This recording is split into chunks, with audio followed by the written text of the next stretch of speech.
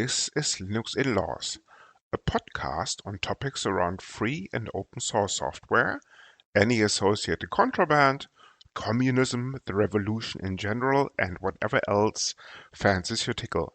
Please note that this and other episodes may contain strong language, offensive humor, and other certainly not politically correct language.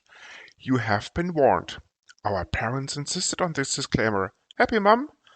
Thus, the content is not suitable for consumption in the workplace, especially when played back on a speaker in an open plan office or similar environments. Any minors under the age of 35, or any pets, including fluffy little killer bunnies, your trusted guide dog, unless on speed, and cute T-Rexes or other associated dinosaurs. Martin, how are things? Yeah, things are great. Looking forward to tonight's episode. Excellent, but before we go there, probably we should shed, as we normally do, some light on the current state of the kingdom. Kingdom, weather, wars, whatever you like. Those are our usual topics. No, I understand. I understand that somebody made an appearance at the Queen the other day and handed in his resignation. Oh, well, I thought you meant the new one there. Yeah. But yes, we have a new, whatchamacallit? Another king, because the Queen stays as it is. But that is my understanding. So, no, it's a queenette, right? It's a PM. People, if you heard it first, the new thing in the UK, in the new kingdom, in the kingdom rather, not because it's not you, it's actually queenette. They have a queen already, and now they have a new PM taking, I reckon, backseat or not. I don't know. If listeners, we shall find out. I'm sure it's early days. Let's put it that way. So, any thoughts for the new PM coming in, like banning mobile phones, no photos at parties or something? In case she's listening. I think she probably learned that lesson already from her predecessor. Doesn't need my advice on that one. No. Fair enough, okay. I mean, and how is there, I don't. How is the showerless country at the moment? That's great. We're getting gas from, I think, the Near East, the US, some Canada angle, I reckon, comes in. Putin, in his infinite wisdom, has decided to stop the flow of gas into this country, as in Nord Stream 1. If my research is correct, we are recording this early September of 2022. So I reckon all is well, because who needs showers anyway? Well, it's, most people probably not going anywhere at the moment with the working from home scenario. Yeah. Oh well, let's say the majority of people are still working from home. The thunderstorm season started today, so there will be ample water supply coming very soon. So no need for showers. You just rush to the next river or pool or whatever. Sorted. Yeah, you've got a big river in Frankfurt, haven't you? Exactly. Vladimir, if you're listening, forget about gas, forget about cash, forget about all of it. You won't see anything anytime soon. Sweat. And forget about Nord Stream 1, forget about Nord Stream 2. It won't work, and threats will fall apart. That's at least my opinion. But this is not a politics. I hope he's listening. Yeah. But this is not a politics podcast. Exactly. Let's go back to the issue at hand with a warm, serious welcome. Kyle Davis, why don't you introduce yourself? Hey, everybody. I'm Kyle. I'm really glad to be here. I know these two individuals are hosts from a few years back. Okay. I thought you were going to say something else. Full disclosure, where do we know you from? Yeah. Well, probably many places, but I think we were all working together at a company formerly known as Redis Labs, now just known as Redis. Indeed. Inc. Which is just strange for me. A few years back, and I think the last time that I saw both of you was in London in 2019. Both of you were there, right? Years ago, yes. Yeah. Yes. For Martin, it was a whole. For me, and Salvatore was there as well. In fact, yeah. Indeed, very much so. Yes, back in the days. Yeah. That was such a weird time for me because I looked terrible in that conference because I actually got mugged the day, like 2 days before that conference. I was in Brussels and like landed at 3 a.m. and decided to walk the streets of Brussels alone with my phone blaring in my face, trying to find my Airbnb. Not my smartest moment, but got punched in the face and someone took my phone. So that wasn't a great conference for me. So now. Anything's better than that, but I'm glad to be here. This is much better than getting punched in the face. So thanks for having me. Yeah, that's probably the reason why the FOSDEM webpage still has that advice on it, carrying C4 Semtex at all times if you're in Brussels, just in case. I'm joking, FOSDEM. There is no such remark on your website. No worries. Maybe it should be. Details may not be in the show notes. Okay, Kai, but this is not about FOSDEM or Brussels. So what are you up to these days? Yeah. So I work for AWS now. I've been there, I think... The bookshop. Excellent. The bookshop, right. The underwear retailer, all sorts of things. But they also do, web services. I work there more than... Right? Yeah, I think so. I'm not sure. Okay. I mean... I've been here for just 2 years. I haven't discovered. But yeah. Sorry, Jeff. If you're listening, Kyle is joking. Of course, he knows what he's talking about. It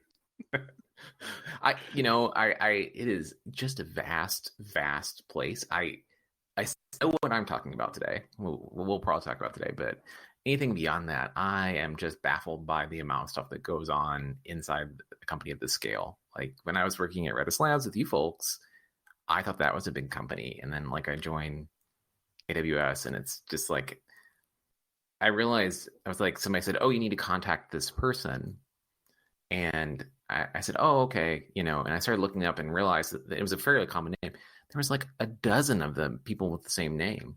And there's even people with my same name at AWS that we get confused all the time. Okay. Wow. Yeah. Yeah. Okay. So, I mean, the last time that I checked, Amazon had about 1.3 million employees, including warehouse staff and all the rest of it. I mean, it must be a very big place. Never mind AWS or not. Yeah, that the numbers sound about right. I don't know the current numbers, but yeah, I mean, it's Do you know how many people work in the AWS part? Without the warehouse? I don't know the exact numbers, but it's a lot. AWS is more than you can imagine. There's other sides of it too. I mean, there's different parts of Amazon businesses and stuff. So it's not just like the retail side, what they call retail, which I always thought's weird because it's all online. I think of retail as like going to my local grocery shop. Yeah. And then but there's like stuff like various little companies that have been bought over making movies part and stuff like that. Yeah. I always refer to like when we get a delivery, I say, hey, my coworker is at the door, or when like Jeremy Clarkson is he's the Grand Tour, right? And I'm like, oh, he's my coworker too, right? Is this one of the perks you get free Prime? Really?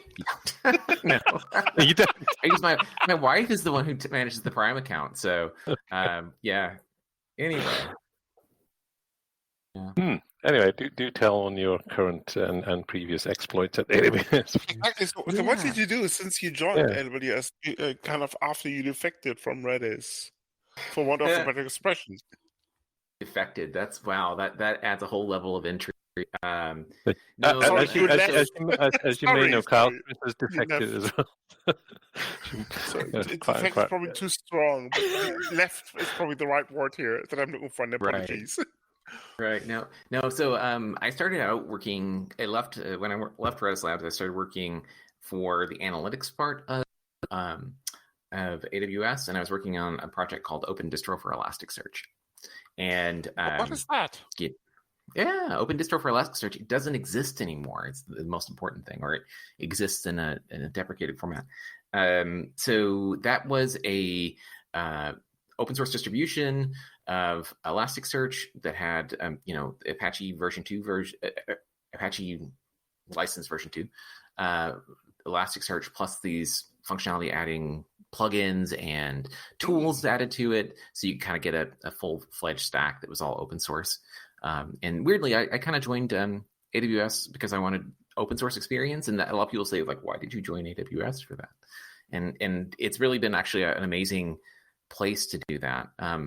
To give you the kind of just narrative of it, after I was working with that for a while, and then we found out that Elastic was changing their license, and yada, yada, yada, a lot of things happened. Then there was OpenSearch, which is a fork of Elasticsearch that carried on when Elastic changed their license, carried on the Apache version 2 work for that code base in a kind of new project, right? So it kind of took the open distro for Elasticsearch stuff that was not part of Elasticsearch and the core of Elasticsearch, which was formerly AL2, Apache license version 2, and then kind of carried it forward from there.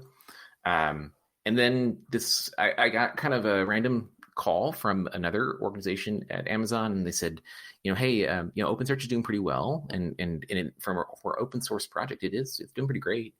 We're trying to recreate that for this Linux distribution called Bottlerocket, and they kind of just said, how are you doing it? And we kind of went over kind of the internal mechanisms of how open source works at Amazon, and they said, if you know anybody that would be able to do this, we're looking for somebody.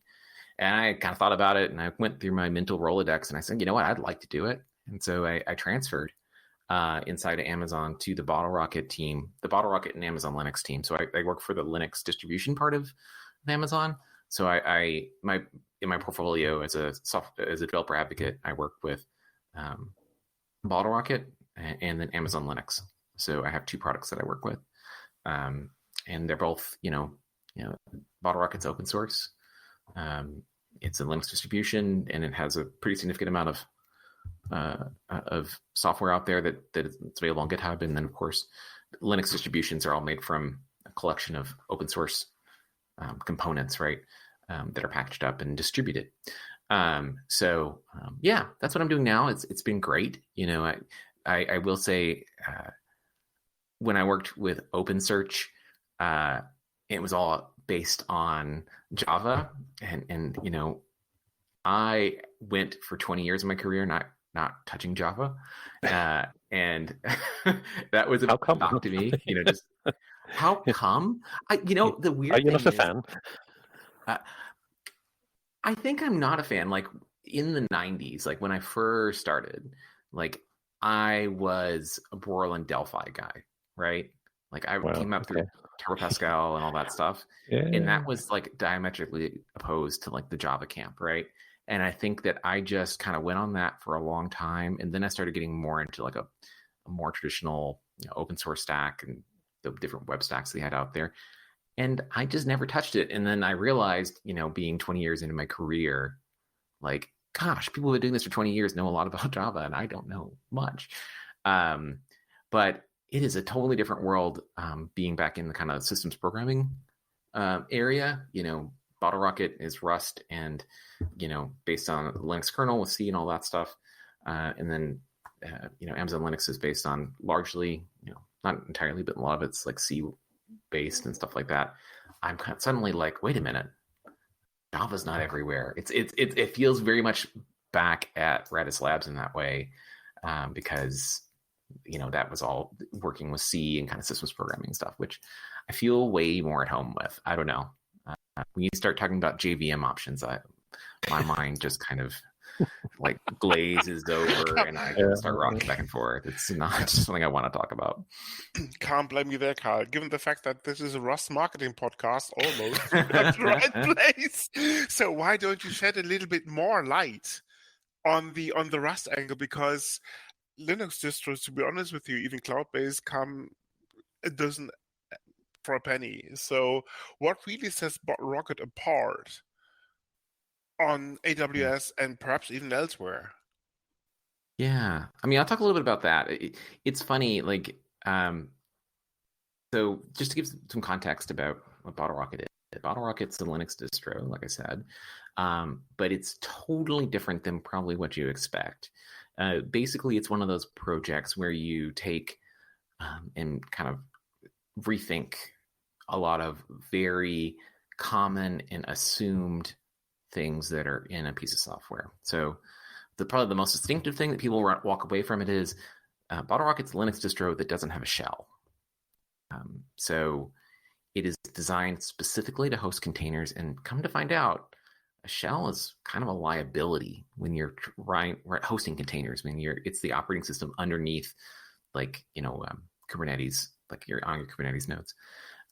So it doesn't have a shell, and it has a read-only root file system, and everything's API based.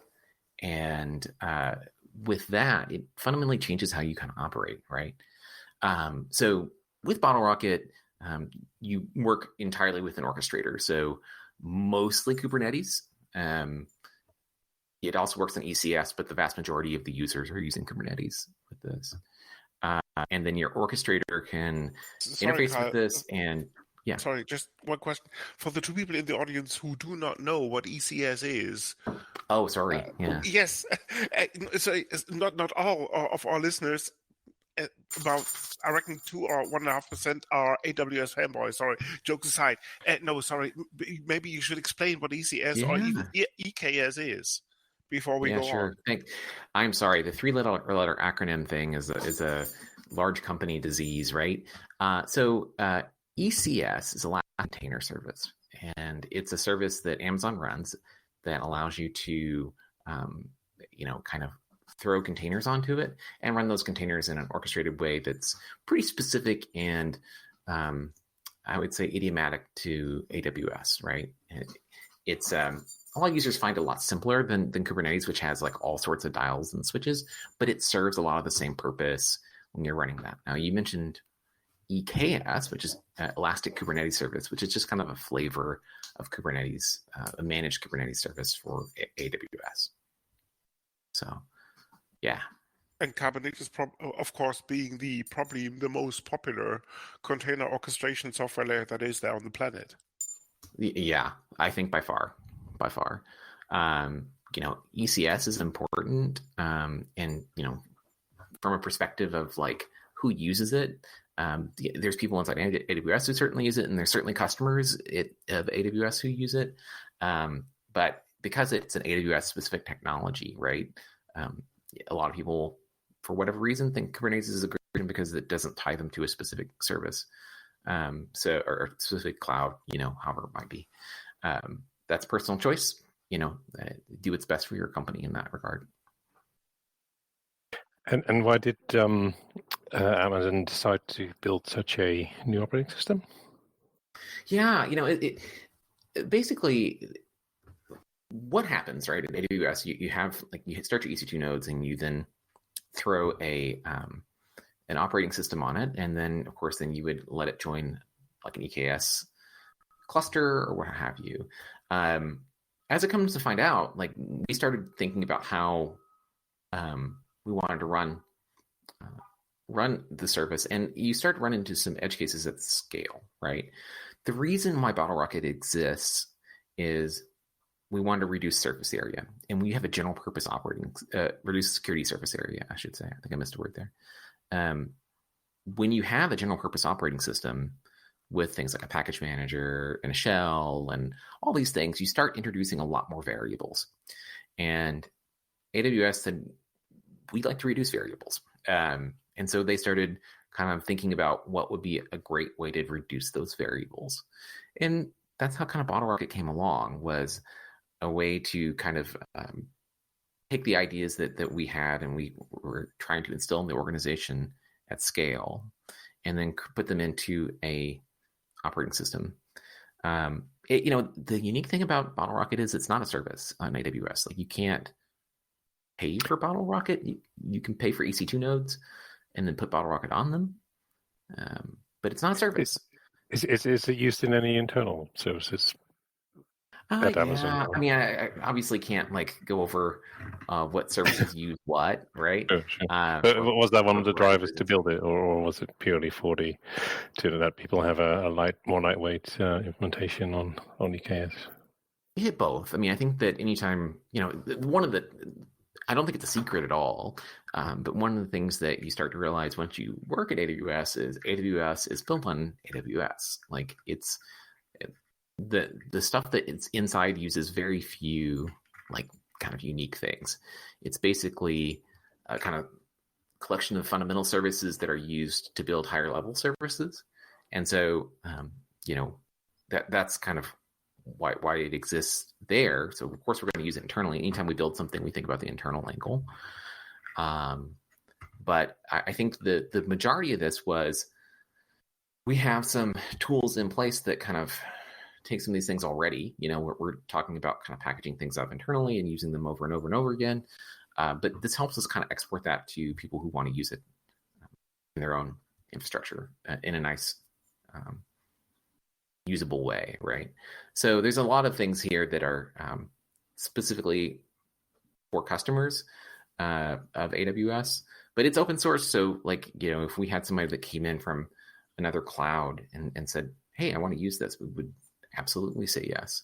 And Bottlerocket runs outside of AWS as well. It runs on bare metal and it runs on VMware and a couple other options like that. But it's I would say probably the largest part of the usage is is AWS customers.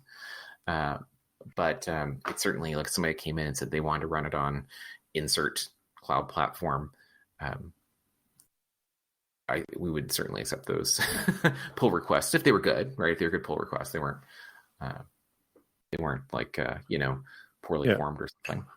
I mean, you mentioned bare metal installations as well, right? But is there not a dependency on AWS infrastructure in Bottlerocket itself, or has that been taken out now?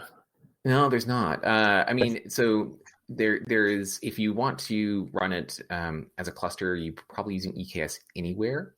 Standalone mode is certainly possible with just the bare metal distributions of it, the variants, I should say.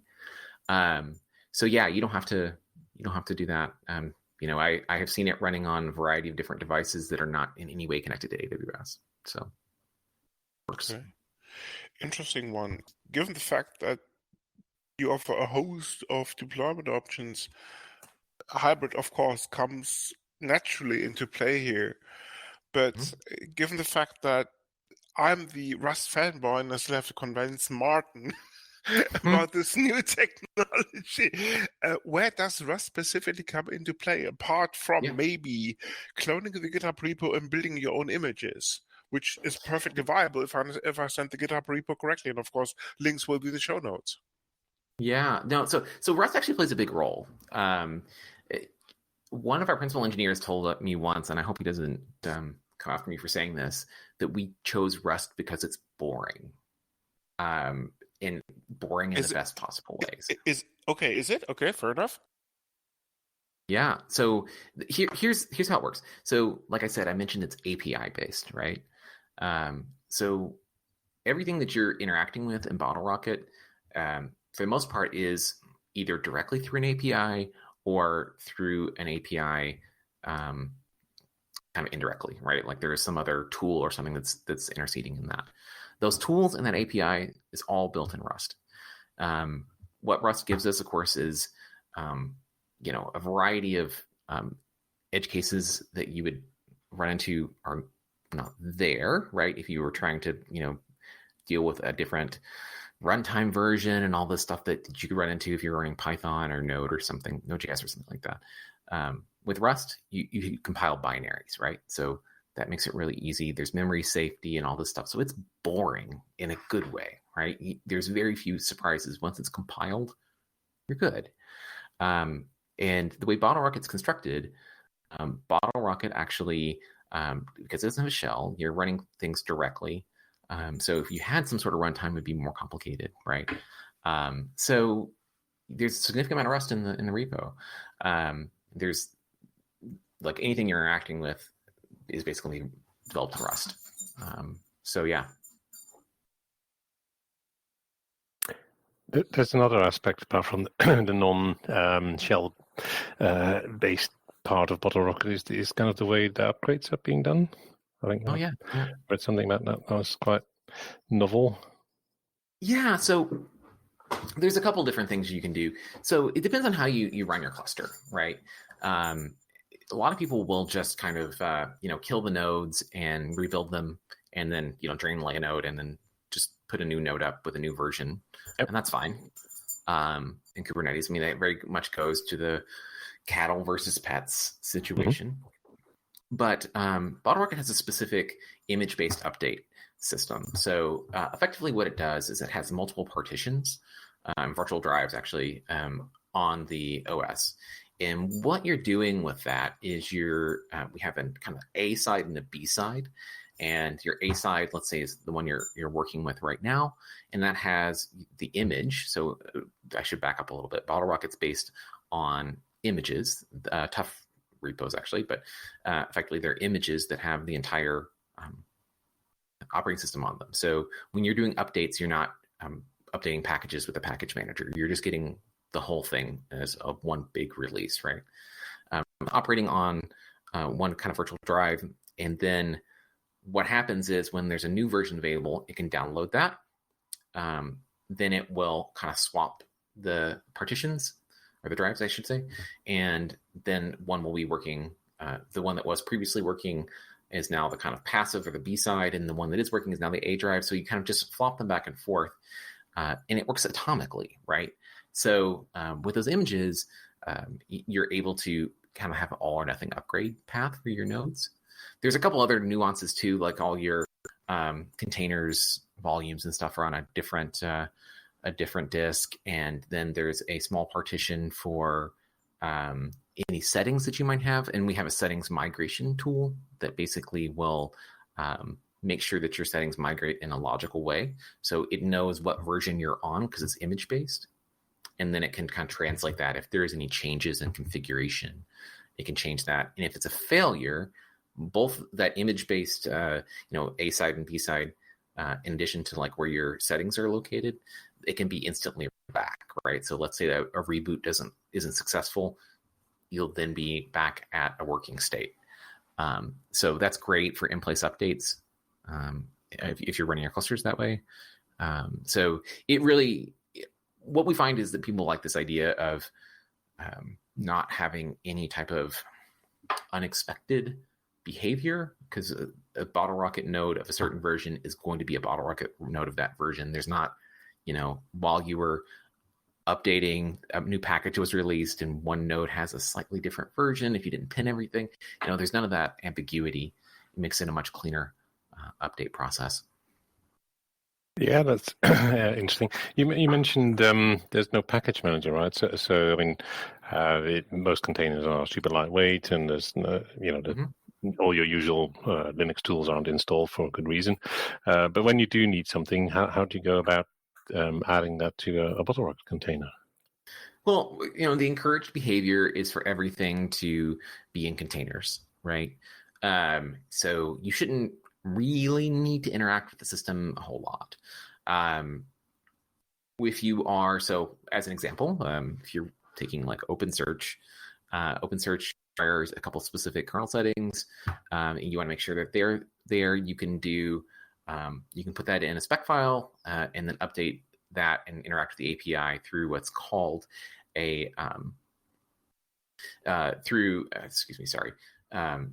through the control containers, which have more privileges than the other ones, and then they can interact with the API. So there's that. Now, if you want to install something, you can take the control container and enter what's called this admin container, which we don't actually suggest. The admin container is a way that you can explore the system. It's great for debugging, but it is, again, a container that you're launching. And that container then will allow you to have shell access to it. But as far as being functional for installing something on your system, because you don't have a package manager, you have a read-only root file system, it's not the advised way of going. The only time that really comes into play, though, is if you have there's some agents and things like that they want to run, as close as possible. And there's a lot of solutions and partners for a lot of common ones. So we would, usually direct you to those if you had questions about that. But for the most part, we strongly encourage not to modify anything about the system as far as like adding functionality, because the beauty of Bottlerocket is it almost becomes appliance-like. What you're trying to do is just run your containers, and everything else can be defined as containers. And then, you know, if you're using Kubernetes, you can have a spec file, you can throw it all in there, and then it's all kind of something that is, you know, just given to you, and there's no configuration that you need to do beyond that. Because once you start making changes to those individual nodes, you've lost some of those advantages where things are always consistent and always the same between updates and things like that. That's a very interesting perspective, Carl. But I reckon similar to the majority of the images out there powering containers, you are basing it on some existing stuff. For example, I'm guessing now 80%, maybe 70% of the container userlands are based on Ubuntu. Quite a few of the rest are based on Alpine, all the rest of it. So what are you using as the basis for your spin-off, a Linux distribution, for want of a better expression? Okay, so let's back that up. Are you talking about the operating system that's running in the container or hosting containers on the node? Because no, actually, the userland running inside the container. Yeah, so that's up to you. Whatever you'd like. It can host what. Yeah. So this is Bottlerocket only is concerned with what's on the node that's connected to the orchestrator. What is inside your container? You know, if you want to use Amazon Linux, great. If you want to use Ubuntu, fantastic. If you want to use Alpine, go for it. That's not of our concern. It all should run just fine. So you simply tell the orchestrator, now look, this userland of my choice, go for it. That's right. Yeah. Yep. Okay, cool. And going back to your earlier remark, what do you use internally to, say for example, as the OS running essentially the hypervisor that is powering the containers? Okay, yeah. So I can talk a little bit about how it's all constructed, right? So we borrow some from Amazon Linux, of course. So there's some similarities there, but it's very vague. But basically, the way and sorry, Kyle, for the two people in the audience who do not know what Amazon Linux is, what is it based upon, and what are the origin of that distribution? Well, that's a very complicated question because it's currently changing. We do have 4 hours remaining, so I'm joking.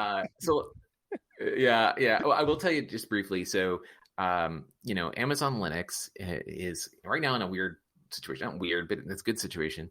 So there's Amazon Linux 2, right?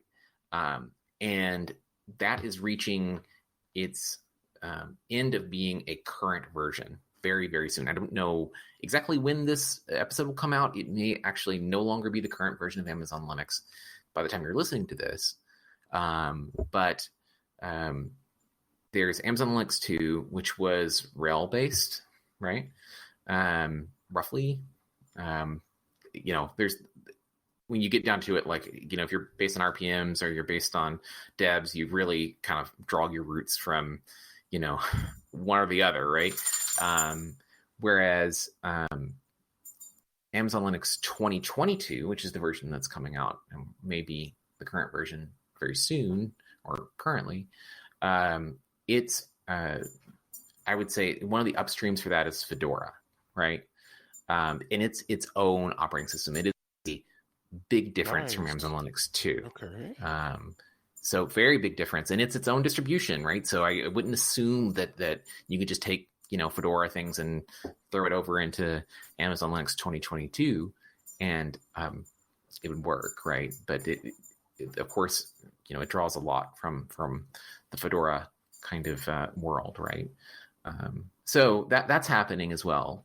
Bottlerocket itself, though, I think the versions that are running on it, and the kernel version is escaping me on Bottlerocket, but that borrows some from Amazon Linux too. But I don't think it doesn't get into the packages. everything's kind of bespoke built in Bottlerocket, right? So Bottlerocket runs systemd, and then on top of systemd, if you're running Kubernetes, which, you know, you said there's not that many ECS users probably in the audience. It's slightly different for that. But systemd then has containerd, actually 2 instances of containerd above it, and then one is running kubelet, and one is running some of the administrative containers, like that control container that I talked about, and a couple other things like that. Okay, but being a customer, you can choose your container runtime, or are you bound to containerd? You're bound to containerd. Okay. Yeah. Containerd is a really important kind of part of that. And we're kind of, a lot of the API calls will deeply I see. touch containerd. Yeah. And I think that's pretty normal, right? Like I think Docker engine was removed from support in Kubernetes recently. It's now called Cryo, if I'm not completely Cryo, right. Which is the stripped-down version of the previous Docker runtime, yes.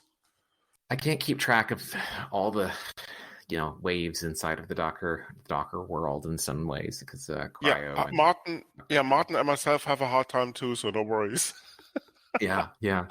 But it's containerd. Yeah. So, and the thing is too, like everything about, the nice thing about Bottlerocket is, any choices that you have are reduced, right? Which that's a benefit, because you know what you're dealing with, and people can help you in the same way, right? One of my hobbies is like 3D printing, right? And if you're trying to help somebody with 3D print, it's like, okay, are you using this? Are you using that? Or what are you using? And I've changed my nozzle out to a copper nozzle, and but I'm using some, like in the 3D printing world, the number of variables is nuts, right? And when you look at something like Bottlerocket, where the number of variables are, okay, what version of Kubernetes are you running? And what version of Bottlerocket are you running? And that everything else is going to be the same on all Bottlerocket deployments, right? Okay. There are some differences if you're running like on bare metal versus EC2, but that's more underlying stuff, right? That's not necessarily much about the operating system itself. Yeah. So I mean, okay. You open sourced or AWS open source Bottlerocket, right? What was the thinking behind that, and who else do you get to contribute to it right now? Yeah, it's great. It's a great question. So yeah, I mean, one of the great things we think about this, and one of the reasons I joined is because it's legitimately open source, right? Everything you see is there. There's no kind of like secret information. The only thing that we ever kind of keep secret is if we have some sort of like embargoed information that we can't disclose for whatever reason, like there's something new coming out in Amazon that we want to support on day one. There's no way to open source that without kind of, letting the cat out of the bag. So we do kind of keep that private and release it as soon as we're able to, or stuff. Sometimes we get embargoes on that, but otherwise we're working in public. And, ultimately we'd love for this to be something that people can find use outside of the AWS world. And, from our perspective, if somebody's using it in another environment and they like it, that's great, right? We hope that they contribute to it. We get contributions. I would say the vast majority are from people who are employed at AWS to work on this, right? But we do get contributions from our own customers and some drive-by commits from a variety of other people who are interested for whatever reason. We want to change that, though. If you are listening and you want to contribute to it and you have nothing to do with AWS, I would love to talk to you. No, it's a really legitimate action on AWS's part to do this. We really want to make sure that it's built what the community wants out of it. There's been a kind of shift in thinking at AWS, if I kind of wax poetically on this for a second, is that some of the best ways for somebody to tell us what they want is for them to write it themselves, right? If somebody says, I really want this thing, and they tell their, like technical account manager, and then it gets shoveled through different things, that's fine. That's good. And that happens for a lot of things. However, if it's something that, you could say, I could write that in 100 lines of code, and you can do it, and then we can get it into something that will help you. If you think about that from a perspective of like, kind of scratching your own itch and then not having to run it later, that's amazing, right? Like, so certainly it's something we want to, people who are using it in our service to be able to help us build the thing they want. But then as it moves out from there, the sky's the limit, right? I don't think there's a lot of good options that kind of do it as opinionated as Bottlerocket does. So if it works for you, we want you to use it everywhere. No, I completely agree with the point of if you want a feature, and you can write it yourself in a few lines of code, then why not? But how is that? I guess that begs the question: what is the project governance like? Is that all managed by AWS employees, or are there any other people on that? Let's say path to. Yeah, that's something we're working on right now. Okay. There's a big road, right? I would love for Bottlerocket to be a project at a big foundation. We're not there yet. I guess for context, we should probably mention how long it's been around as well, right? It's actually that's be that familiar with it. Well, there's a lot of context there too. So we launched, I think it's March 6th, 2020 is when the first public release of Bottlerocket was. I don't know if you remember March 20 or not, but some stuff happened. Sounds like COVID. Yeah. Roughly, we famously right? launched one day before they declared it a pandemic, right? Wow. Okay. So there's a presentation. No relation there, I assume. No. Well, so here's a little awkward thing. We had what we kind of call the different parts of it. We call them variants, right? So that's not a great thing. Yeah. We don't have an Omicron variant, but awkward choice. It was yeah. So it's been around for about 2 years. And what's interesting about it is the first few versions were useful, but like that was pre 1.0 when we made it public, right? So it was like version, let's say 0.4. I can't remember if that's the exact version. I wasn't part of the project then. I could find it, but I don't have it in front of me. Mm-hmm. And then 1.0 came 6 months later, I think, 5-6 months later. And they reached kind of a critical mass of features just about 6 months ago. We certainly had people using it, but now it appeals to a wide range of people where before it didn't. So, we're certainly now is the point where we're saying, okay, Bottlerocket has a lot of opportunity to be used in a lot of context. We didn't get bare metal support until a month and a half ago, right? Wow. So it really was something that you had like only useful in AWS context, and we had VMware actually, but now that it is, there's a possibility for a lot more different people to be working on it. So that's why we're kind of focusing on this right now, just to be direct about the response. Yeah, it's the governance structure is entirely AWS. It's just effectively benevolent dictator by committee, if you can call it that. And not that there's anything wrong with it. I mean, we're licensed that way, but I think there's bigger aspirations for it to be something that we find a path for it. But, one of my first projects when I joined them was somebody said, if you wanted to donate, like, let's say that there was some sort of like donation, how long would it take to make Bottlerocket into a foundation project, any given foundation? And we kind of reverse engineered the different pathways for that, looking at like CNCF, looking at different ones, just as a thought experiment, right? Because right now we don't have any solid roadmap to getting it to a foundation. We just don't. We need to, because there's so many steps to happen.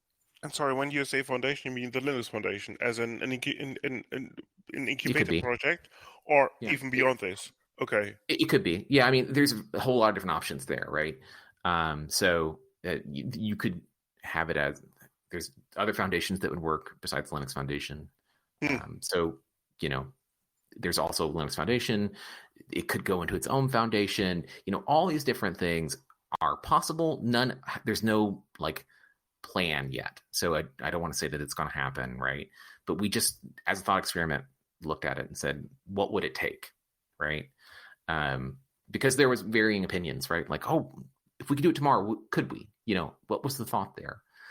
And just looking at that, when you look at like the requirements to go, you mentioned like incubating project, right? We're in a weird spot. We're too advanced for like, if you look at, for example, we looked at CNCF, it's one we looked at, right? We looked at like an incubating project. We looked at like CNCF, of course, standing for Cloud Native Foundation. That's right. I'm tempted to say a very vital subsidiary of something called the Linux Foundation, as in the foundation where things happen in terms of cloud computing. Sorry for the one listener who doesn't know what CNCF stands for. I forget. Like, I think I've said CNCF to my wife, and she's like, "What are you talking about?" Don't worry about it. Oh, that's right. Yes. Not everybody in the world knows what CNCF is. Yes.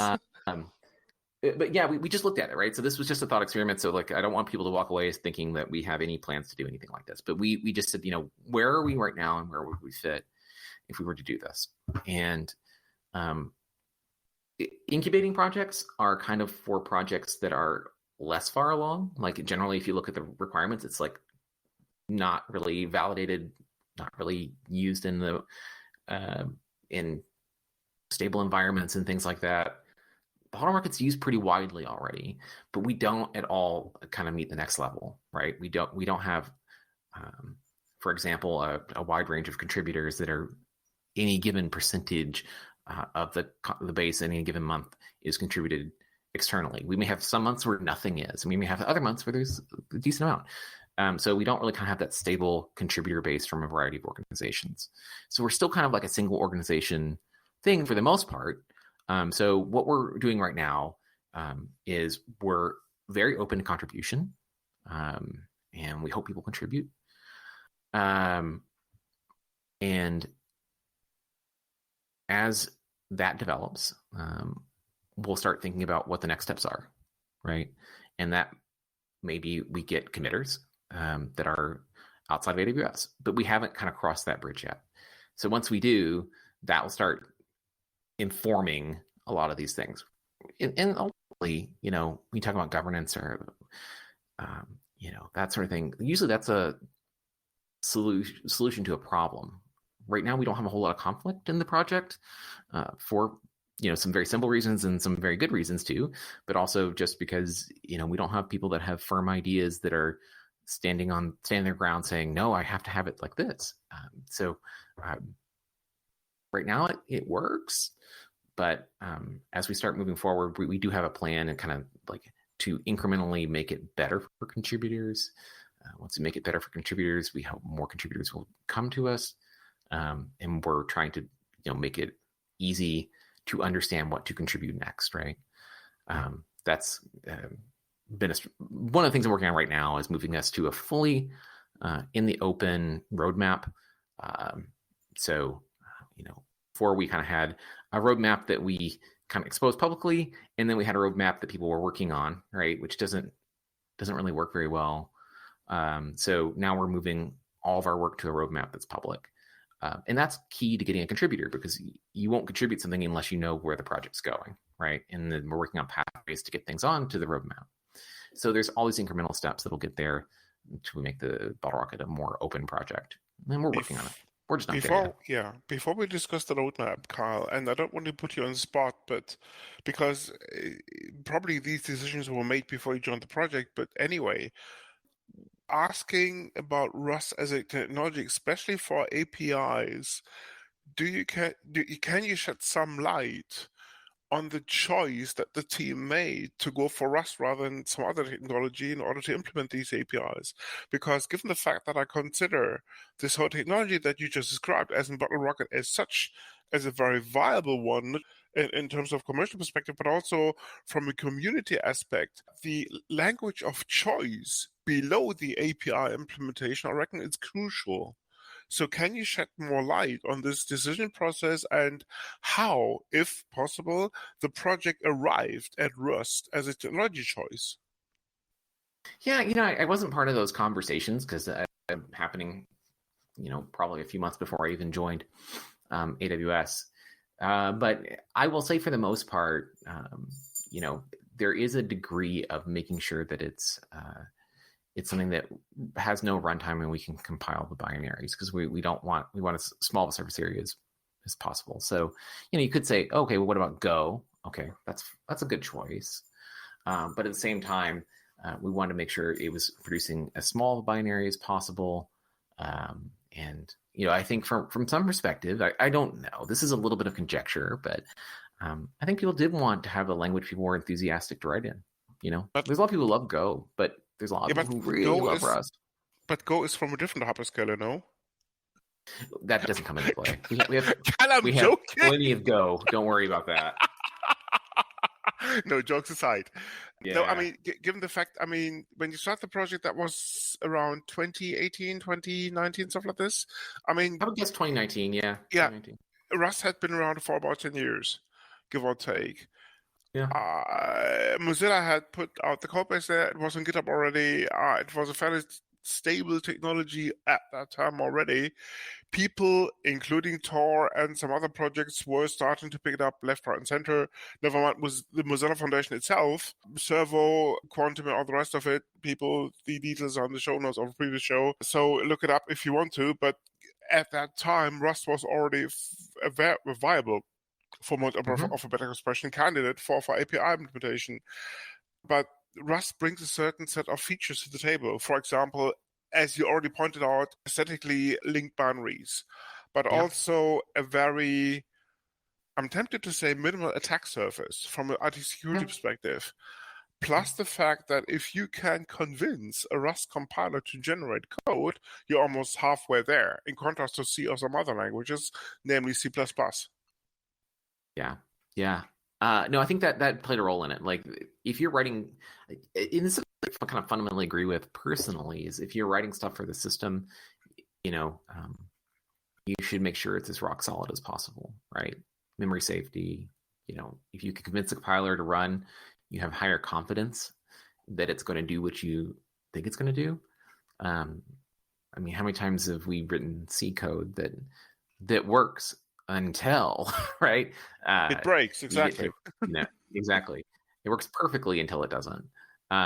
You don't find that as much with Rust. Now, there's no panacea here, right? There's obviously nothing where it's going to solve all your problems.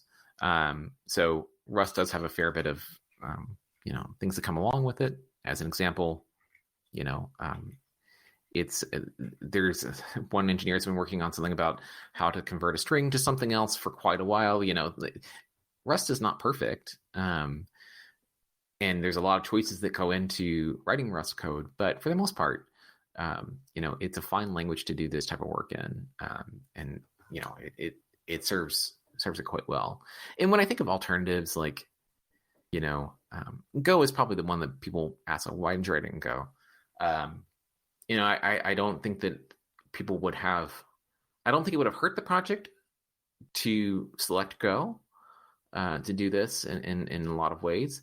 But I do think that you gain quite a bit with Rust, right? And the reasons just outlined. And plus, it's a language that has enthusiasm around it. Like I mentioned Pascal earlier in this conversation.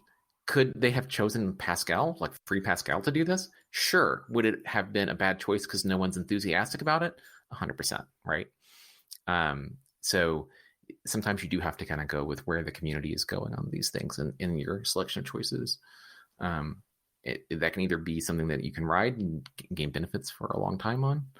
If you choose poorly, it could have a negative effect on the project. I can't say, I wasn't in the conversation to know like this was the number one reason, but for the most part, like I said, why did we choose Rust? Because it was boring. Yeah, boring in a good way. Fair enough, Carl. Going back to the roadmap, what's ahead for the project? If you can spill that tub of beans. Well, it depends on where we are. I know we record these a little bit in advance. Yes. It's probably safe to say this will go up before almost the year's over, maybe early 2023. Okay. So that changes some things. We usually plan a version or two out, so that's a little bit beyond the scope that I see. one of the accomplishments we just kind of got to is we got CIS benchmarking. We worked towards that and made a lot of changes towards that. So that kind of goes for a number of our kind of features, and I think we'll continue to iterate on our security stance as we go forward. I think there is a lot of interesting work going on right now in a couple of kind of ancillary areas outside of the kind of core of Bottlerocket. We have the Bottlerocket update operator, so that will allow you to kind of manage updates and let you kind of have hands off if you're doing in-place updates. So a lot of work going on there. And then from a kind of interesting perspective, we're working on our testing system, which itself uses Kubernetes. One of the downsides I would think of working in a project like this is it's so heavy to build. It takes about 8 hours to build Bottlerocket for the first time. Okay. Yeah, it's not fun. So like you're testing, you want to make sure that when you're doing tests, you're actually spending your time wisely. So they have it's Bottlerocket OS /testsys, TESTSYS is our testing framework. So that has been a area of work. I think the other thing that we're working on right now as a team is kind of expanding and smoothing over rough edges when it comes to bare metal Bottlerocket. Like I said, we only, at the time of recording, less than 60 days ago, we got metal support. And as we started to see this, somebody told me like, oh gosh, I can't actually see what's going on while it's booting on a bare metal server. So in that case, we had to do quite a bit of changes so it actually gave usable output to people who were just booting on raw hardware. So there'll be a lot of quality of life improvements for that, and hopefully expanding the range of hardware that we support, and enabling people to use it in various different contexts. I would say that's one of the bigger things that we're looking at right now is that extra support for things that are outside of the traditional AWS operating environment, right? So very interesting perspective, Carl. Touching on this very last point, at the moment you support traditional Intel 64 architectures as well as ARM 64. What about something called RISC-V? I heard some rumors that AWS is very actively looking at this type of architecture internally. Can't you comment on this? I have not heard that personally, so okay, that's very easy. I'm a fan of RISC-V or RISC-V. Personally, I think it's a great idea, an open source, CPU architecture. And doesn't it kind of, like, if I remember correctly, isn't it descend from MIPS or something? Which is kind of like almost, yes. Yeah. Okay. The instruction set looks pretty similar. So yes, I should probably kind of spend 2 cents on what the RISC-V is. As Kyle rightly pointed out, it's essentially, in contrast to ARM and other approaches, it's essentially a community-driven approach to a CPU architecture. So ARM, basically, as in ARM Technologies or whatever it's called these days, ARM basically prescribes an architecture, and then you have to license this being a CPU manufacturer, and then you can build your own ARM compliant or compatible CPUs, like the ones that Apple does, the ones that my Samsung does, and all the rest of it. RISC-V or 5, in contrast to this, is a community-driven approach where all of the specifications, all of the IP is all in the public, in the open for people to use. So if you have a fancy idea, just basically submit a pull request. I'm simplifying things now slightly, but that's the way it goes. And because it's open source, it's public domain, everybody can reuse it without having to pay license fees. And needless to say, that puts a very interesting proposition on the table for CPU manufacturers, or generally people that are concerned with system-on-chip design, especially for these people who build data centers planet-wide, left, right, and center, like the hyperscalers of the world. And honestly, I had not heard this, so this is a complete surprise to me. So I really don't know anything about about Amazon's ambitions for RISC-V or anything like that. I was interested in it because I'd like to tinker with embedded, hardware. Absolutely, yes. That's a great place for it. And just the idea of kind of, it seems almost like the final frontier, not to borrow from Star Trek, but point well made, Carl. Point well made. Yeah. But here's the thing, though. It's like it seems almost mystical to people, like especially coming from like the x86 world, where like they have instruction sets that are from the 70s, I guess. That the Intel 80s anyway, 4004. Yes. Yeah. Well, if you look at it, like I think the 8008 for the 8088, like that's some of the same. Well, some of the registers are, some of the registers architecture is ancient. Plus the opcodes, yes, probably have survived. But Intel revived this a couple of decades ago and put a kind of slick RISC architecture below the CISC surface. But that's beside the point. Anyway, on the surface, it still looks like an 888 or 886. Right. If you're not running a 64-bit mode, anyway. Yeah. Well, I think people have really started to think more about architecture with the advent of the Mac M1 processors and Raspberry Pis being absolutely everywhere. Now people are saying, like, we're no longer in a world that is almost uniformly x86, right? Correct, yes. So people are starting to think about different architectures now. It's super interesting from a perspective of like how our OS is going to support it. It's a great question. I know for like us at Bottlerocket, we're just now getting to the point where it's like viable to start doing something on more oddball processors because, like I said, our bare metal support is pretty new. We haven't published this yet, but like I've seen how to run it on a Raspberry Pi 400, right? Bottlerocket on a Raspberry Pi 400. Nice.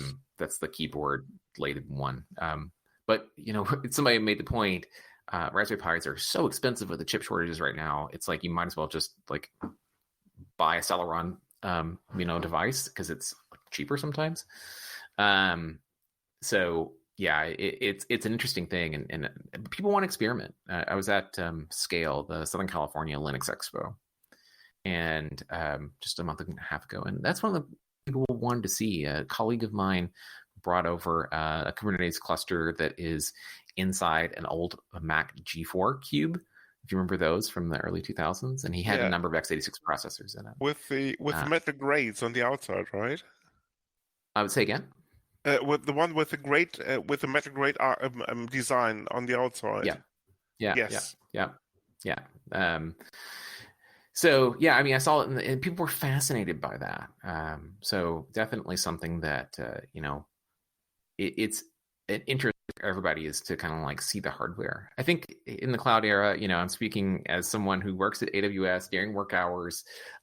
We've become weirdly detached from the hardware, and anytime someone brings up an oddball piece of hardware, their eyes lock onto it and they want to understand more because, by the time you're touching a EC2 node or if you're on another cloud or whatever, you're so abstracted away from it, from the actual hardware. Yes.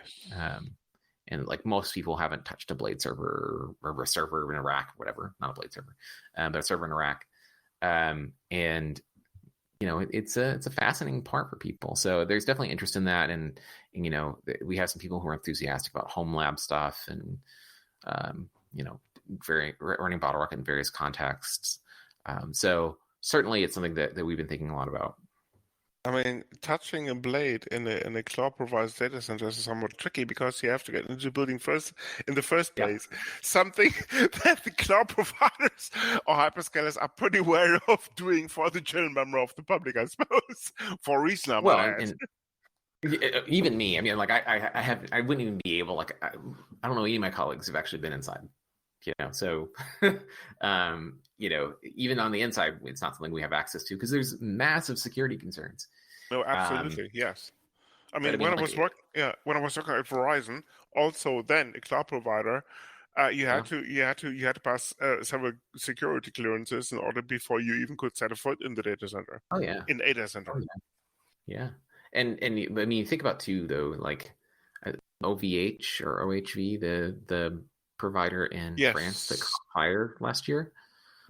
You know, the size of building, we all saw it on the news and things like that, and they're big, but they're not huge, right? Like and the impact it had on the whole industry just tells you like how much is packed into a single structure. So we're so detached from that, you know, and you spin up your instance in a given name, you don't know what's going on behind the scenes. Like it's so detached from that. And so for me, you know, like I'm relatively not young, let's put it that way. Welcome to the club, Kyle. Welcome to the club. I know, right? Yeah. I was telling somebody, it's like, oh, this was like 20 years ago. And they were like, I was 7. Like, Martin was probably 50 or something. But don't worry about it. 5, yeah. Whatever. But yeah, no, I mean, like, for me, it's like, it's super fascinating to see that. And for the most part, I mean, it's trivia to some degree, but we've gotten to the point now where we're just surrounded by processors of various different types, right? Like in my house, like there's this kind of classic example. It's like count the number of CPUs around you. And then you can also count the number of Linux instances around you, right? If you really start thinking about it, it's way more than you think. Good question. Do you have an Alexa? I don't. Okay. No, that's 2 cores less, right? Joking, guy, maybe 4. Oh, it's got to be more than that, surely. Yeah. I have no like. But that's another one. Special price, I understand. I have no idea about that. But they give them away for free for certain reasons. Best not to go into here. I've never had a desire. I turn like Siri off on my iPhone, right? Like I don't want to talk to a computer. I don't know. I want to just type on it. Give me something to tell it what to do without any ambiguity. No, but like things like, oh gosh, you know, my thermostat in my house, right? It's got some sort of processor in it. My 3D printers have like 4 processors in them very often because like the display itself is a separate processor, and there's probably peripherals on my desk right now that I don't even know have some sort of deeply buried microcontroller in them or something. So it's everywhere. Never mind the coffee machine, your 10 smartphones, and your 15 tablets or something. Exactly. Yeah. But before we have to wrap this up, there's always an important part of the show called the Poxies. And that stands, of course, for the picks of the week. So, Carl, this is the part of the show where we discuss anything that goes with regards to that has crossed your path within the last couple of weeks, which you find worth mentioning. Martin normally goes for the discounts of drugs in Mexico. I normally go for movies. That was, of course, a joke. Martin normally goes for movies. And maybe I sometimes go for books, but anything, regardless of that, anything goes, Carl. So without further ado, what is your POX in terms of what has crossed your path in the last couple of weeks that you find worth mentioning? Oh, that's such a good question, but so hard. Yeah, you know, the weird thing is I have been completely consumed with moving, right? And this is a boring subject for anybody but the person moving. But I have big opinions on how the storage bins have changed in the last time since I have moved. Like they've gotten so many more features. So anyway, I know this is the most boring one ever, but I have. We're talking about trash here, not computer storage, presumably. No. I mean, yeah, like what you would put your own belongings in. Oh, okay. That kind of storage. Yeah. Yeah, no. Like this has just changed my world in a weird way. Like different things, like this has latches, this has wheels. That's like the thing that I have been thinking about the most this week. If you have storage bins in your house, they're probably last gen. You should get different ones. Okay. Why? Well, here's the thing. Like I moved all my storage bins from 10 years ago or whatever. And I went and bought new ones. The material science has come a long way. One, they're much better but stronger. 2, they have all sorts of new things that seal better. They have rollers built into them, and like this is an advance that I didn't know that was happening. So I have been like looking at these things in the store, going, "Wow, what have I been missing out on?" Can they talk? And regardless of that, can they? How many CPUs are in it? I haven't found the CPU core in them yet. I'm just wondering. So, I mean, if you tell them to shut up, do they close? No, they don't. But they squeak less than the last generation do. Okay. No, this is such a weird thing, but like I'm telling you, folks, go out, look at your local IKEA, look at your local whatever type of store you have. You're probably using last gen technology for storing your off-season camping gear or whatever you have. It is a different world. Hey. Excellent. And very interesting indeed. Thanks for the insight, Kyle. Martin, what's your box? Yeah, well, since we're on storage bins, that's also storage bins or something. Or maybe I'm gonna go with a very very let's say old school storage tech. I'm for my camping gear.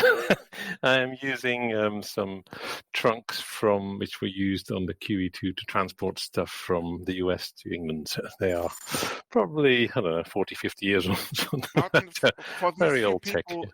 Yeah, Martin. Sorry, for these two people that do not live on the island, what's a QE2? QE2 was a large liner that used to frequent England to the US to transport people. Standing probably for Queen Elizabeth. When plane when plane travel was slightly more expensive back then, yeah. And you wanted to move more than just a person; you wanted to move your belongings as well. Okay, yeah. So you're talking about what 100 years back or something? No, these were inherited, so they are kind of let's say 50, 60 years old. Okay. That's really last gen. Yes, but they still work. Good to know. And my box if slightly heavy. And my box for a week is actually not a guide, not a bit of stuff. No, it's not a bit of sorts. No, it's actually a movie, and it's called "Thank You for Smoking." It dates back to 2005 with Aaron Eckhart being one of the main what's what I'm looking for? Actors, of course, yes. And it's a very dark and cynical view on the tobacco industry as such at the time. So if you're into really kind of black humor, this is a camp not to miss. I won't give away much more because that would be telling the story, but as I said, if you're into that sort of thing, this is something you don't want to miss in terms of watching that movie. Ooh, Martin, before I forget, we should tease an upcoming episode, shouldn't we? We definitely should. Yeah, it's an excellent episode of No. And as a matter of fact, actually, I think it's world exclusive, isn't it? Well, clearly they're all excellent, but yes, this is a world exclusive for sure. So you heard it here first, as usual. Yes, and exactly. And if you lost them, I think we teased that already at FOSDEM, right? Didn't we? We did. We're going to tease it now again. But this is modern marketing, right? Yes. Just put in as many teasers as possible. We just exactly. We just keep repeating things because at the end of the day, we're all human and we forget. Especially if you are at that stage that Martin and I myself are. Indeed. Anyways, okay, so without further ado, demented, you mean? Yeah, exactly. We gotta have world exclusive with regards to Matthias Kirschner reading his first and only, I think, children's novel as in terms of as in free labor open source software for kids. Yeah, it's a good point actually. Who knows if it's the first of many, right? I think the first kids book on open source. Yeah, but as first and only. But yeah, he might be writing some more. Who knows? We didn't ask him that. Yes, indeed. Yes. Yes, of course. Which probably will be announced here too. No, yes, of course. So if you are interested in that sort of thing, don't miss out on the upcoming episode, which should be released in second half of April, if I'm not completely mistaken. If I'm wrong, just watch the feed. Second half of April sounds good. Yeah, that's about Yes, right. and the book is called Ada and Sangerman, and the episode will be named accordingly. And yes, it will contain a reading of said book, in addition to some discussion. So don't miss it out if you're interested in that sort of thing. Excellent. So do listen, everyone. It's a great book. And and having said that, Carl, thank you very much for being on the show. That has been more than insightful. We're looking forward to having you back. Carl, yeah. Exactly. Yeah, we're looking forward to having you back in a few years' time when AWS finally has conquered the world or not, depending. Who knows? Exactly. And thank you for being here. Yeah, my pleasure. Thanks for having me. This is the Linux In-Laws. You come for the knowledge, but stay for the madness. Thank you for listening. This podcast is licensed under the latest version of the Creative Commons license, type Attribution Share Alike. Credits for the intro music go to Blue Sea Roosters for their song Solid Market, to Twin Flames for their piece called The Flow, used for the segment intros, and finally to Celestial Ground for their song Sweet Justice, used by the Dark Side. You find these and other ditties licensed under CC at Jamendo, a website dedicated to liberate the music industry from choking copyright legislation and other crap concepts.